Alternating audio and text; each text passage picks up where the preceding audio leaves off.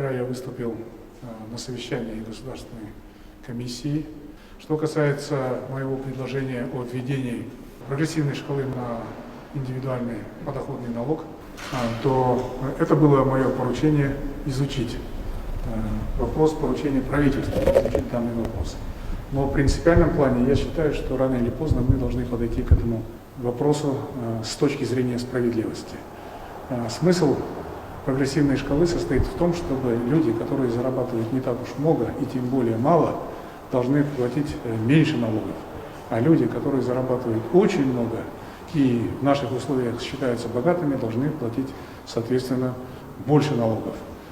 Такая система существует в целом ряде государств. Например, в моем понимании, если человек зарабатывает до 250 тысяч тенге, может быть больше, до 300 тысяч тенге, он не должен платить налог 10%, он может платить налог примерно 7%. Это решит рабочая комиссия правительства. Но, допустим, что касается среднего класса, то в отношении него по-прежнему будет применяться налог 10%. То есть 10% это налог широкого спектра действия. Условно говоря, с 300 тысяч тенге до 1,5, а может быть 2 миллионов тенге, получающие люди эту сумму будут платить 10%, как было и раньше. Люди, зарабатывающие более 25 миллионов тенге в год, как я считаю, должны платить больше 10%. Какую сумму налога они должны платить, опять же определит комиссия.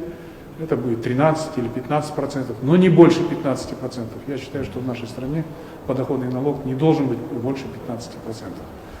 Поскольку я дал поручение правительству, оно внесет свое предложение, мы коллективно обсудим, в том числе с привлечением общественности, депутатов, конечно же, специалистов и экспертов, а затем будем думать, вводить эту прогрессивную шкалу налога или не вводить. В конечном счете, окончательное решение по этому вопросу буду принимать я, как президент Республики Казахстан.